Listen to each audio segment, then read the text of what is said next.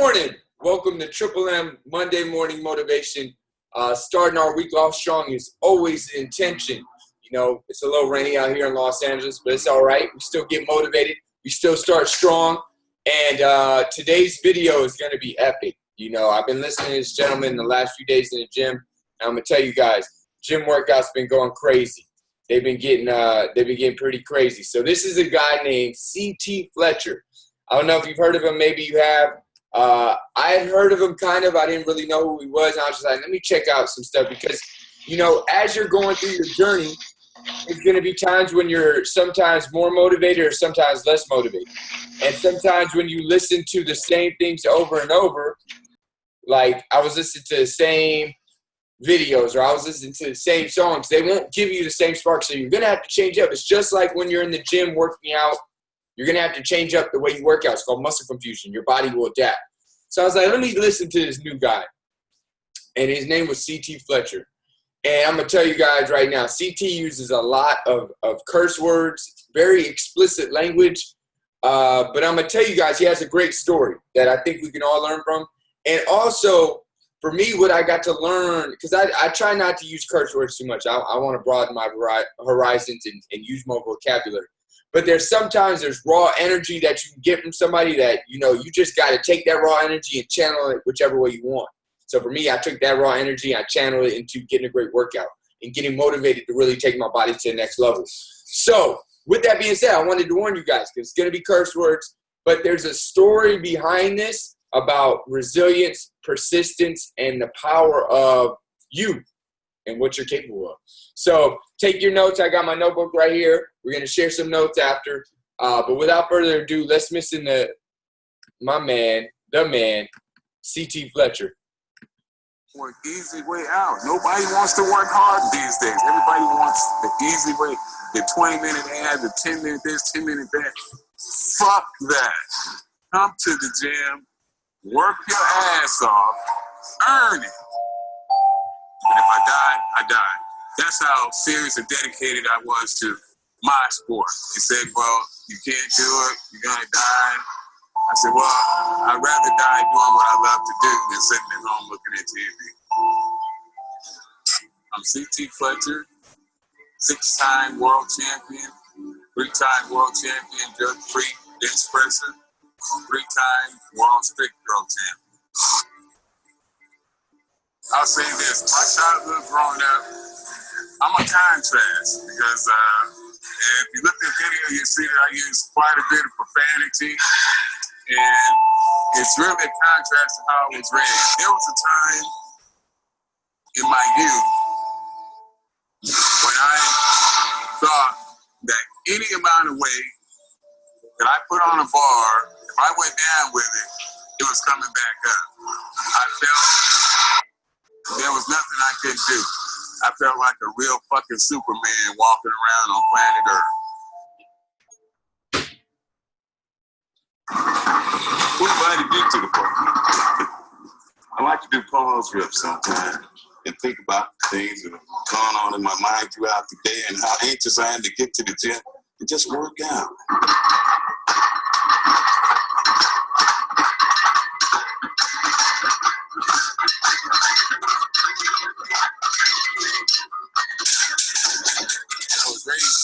Super religious by a super strict Pentecostal preacher who in his spare time used to beat the fuck out of me.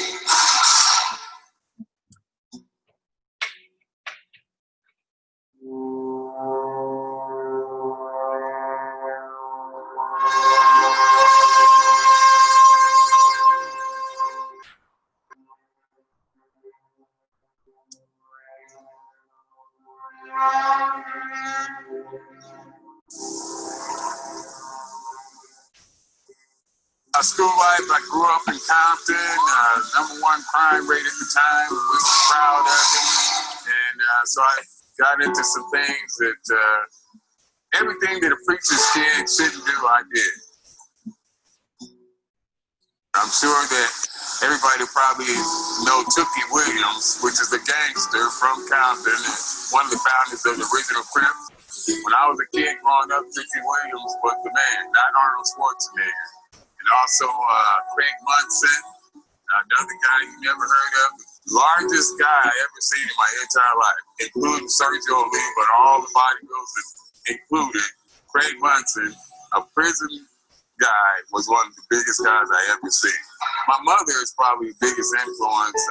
She kept me from being insane as a kid. As I told you, my dad used to whoop my ass for sport. He'd come home and he felt like, whooping somebody's ass that day. There I was, but my mom was my biggest influence. Bench press, my maximum lift, good lift, 705 pounds. It was done in the gym, so it didn't count. In competition, 650 pounds. I done 725 on the bench in the gym, which doesn't count, but it was with boards, so it also didn't count. The most I ever squat, 725, so I could bench press as much as I could squat. 725 is not really a good squat for a guy that weighs, in excess of 300 pounds. Shane Hammond had the world record when I was around. He did 1,000. Back when I was in my competitive powerlifting days, nutrition was a joke to me. I would eat any and everything, a non-stop eating machine, because I felt like that's what I had to do in order to be the biggest, baddest motherfucker on planet Earth. I wanted to stop traffic. I wanted to crack the sidewalk with every step. I wanted to be the king of the jungle, the baddest beast on the planet. So I felt like stuffing my face was the only way to do it. And I was such a regular at McDonald's back then. They knew what I was going to eat for lunch every day. They prepared my 4 Big Macs, 4 fries, 2 shakes, and 4 apple pies. I had that same lunch for over 20 years at the same McDonald's, actually. Had no problem saying I'm number one or I'm the best. I actually went to a world championship competition. I announced to the entire crowd of super heavyweights who was back there warming up, which one of you motherfuckers is coming in second? Because all you motherfuckers know that I'm winning this shit. Now that was my attitude in 1992 when I thought I was the best on the planet. What happened, and all the way took the year 2005 for my attitude to change and be humbled, was the fact that I had to have emergency open heart surgery. I was rushed to the emergency room more times than I care to remember. I hate the emergency room. They told me, they advised me not to even do it because the strain of having that much weight might cause the aortic valve to break at that time, and if it breaks, then you're dead. There's no coming back from that. And I went anyway. Well, I had stopped powerlifting, and I had lost, I was 260 before the operation, so I had lost 45, 50 pounds just to try to not have to have the operation, but it didn't work. And I came out of that surgery weighing 190 pounds. And looking like I never lifted weights before in my life. I was a human skeleton. Well, I have a pretty good idea. It might have something to do with the 6-7 cheeseburgers I ate every day for 20-some years. I would eat those cheeseburgers because I thought I needed it in order to keep up my size. Instead of taking steroids, I would eat. So I would overeat and I would eat anything. It took me almost 2 years to recover. Powerlifting, I still want to go back and defend the unbroken 225-pound strip curl record. I'd like to do it at the age of 54, be able to do what I did at the age of 30. I think that'd be pretty cool to come back 24 years later and do the same thing at a much lighter body weight and 24 years older.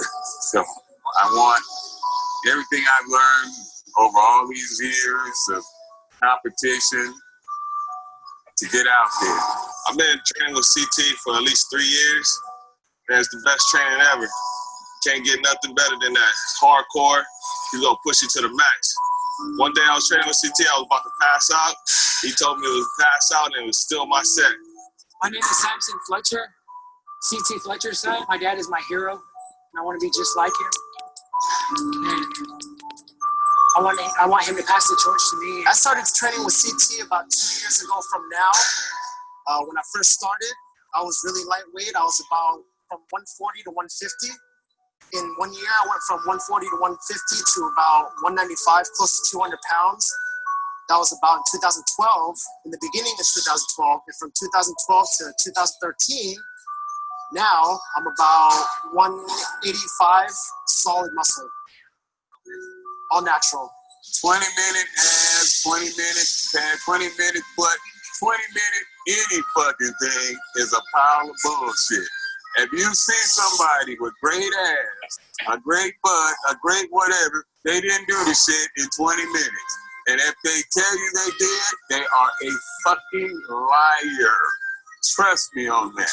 No matter what, because I hate complainers, I hate criers. If I can come in here with a metal valve implanted in my chest, taking 10 different medicines just to stay alive every day and do my workout, you have no excuses. So no matter what, your nose bleeds, it's that time of the month, the kids are crying, you don't feel like it, your back hurts, you got aches and pains, it's still your motherfucking set. Let's get it done.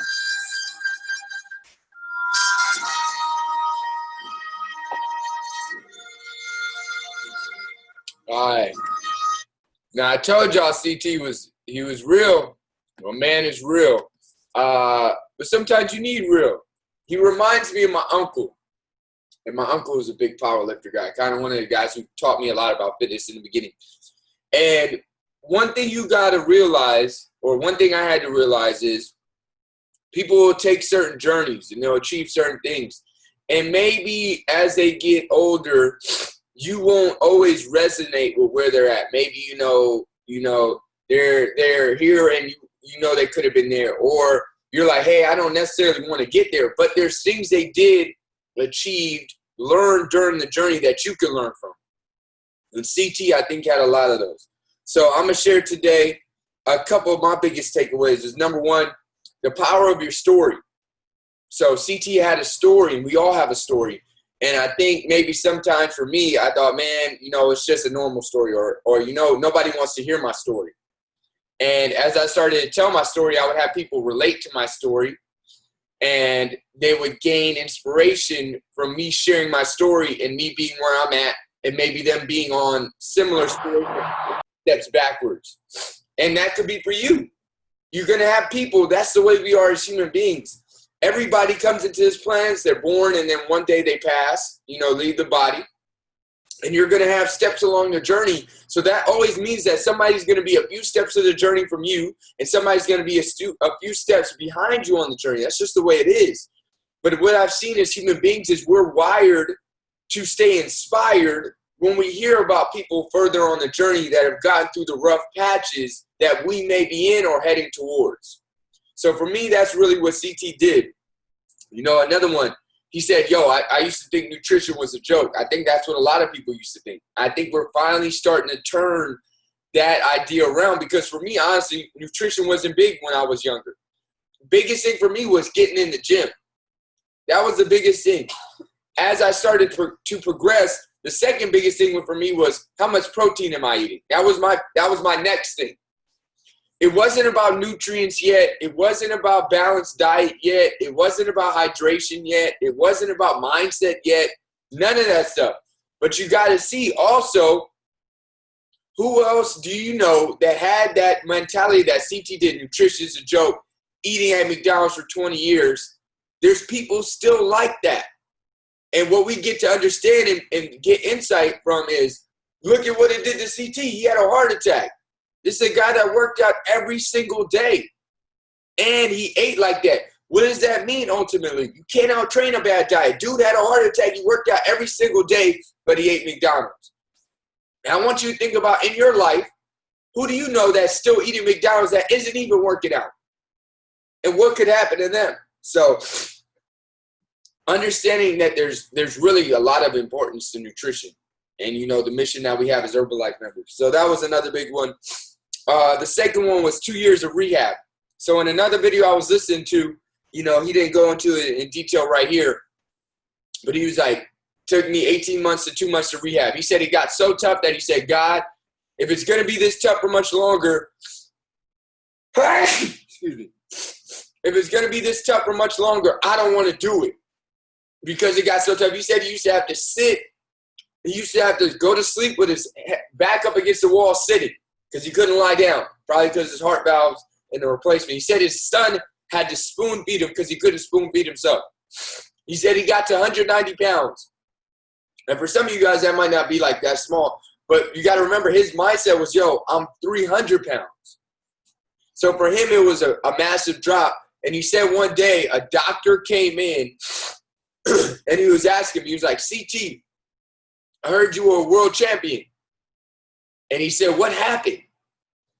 And he said the way that doctor looked at him, it lit a fire in him because he looked at him with disdain.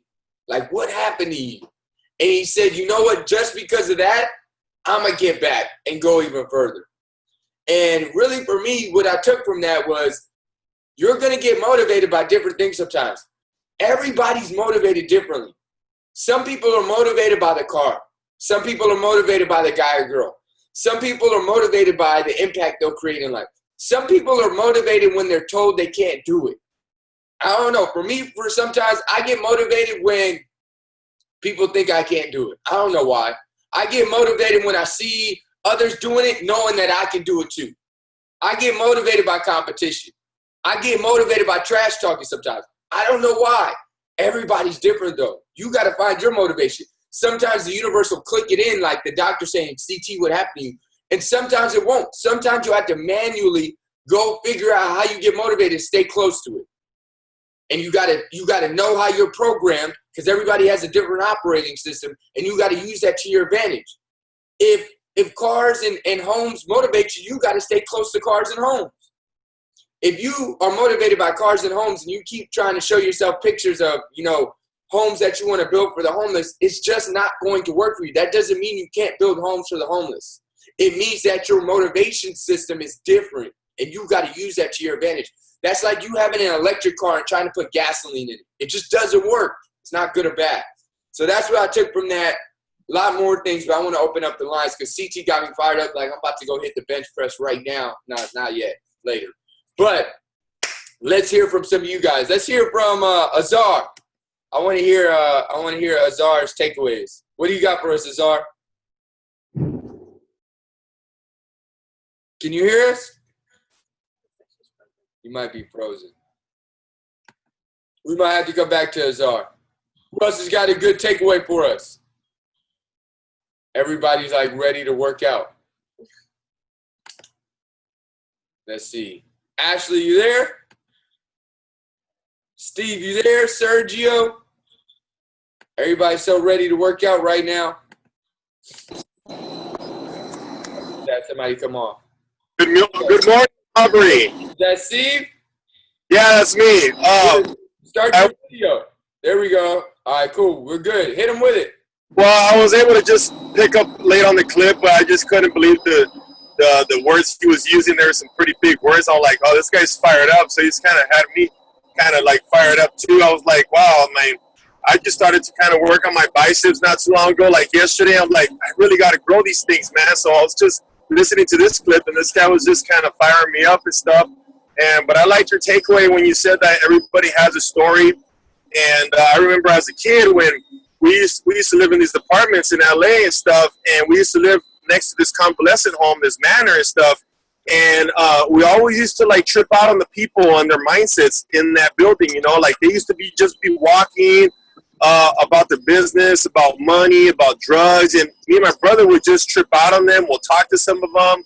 We'll get to also just hear this story. Like they all have a story. And we would ask them, like, what are you doing in here? What's going on? And so I like that takeaway that you brought up, just now about how everyone has a story. Like I got my story.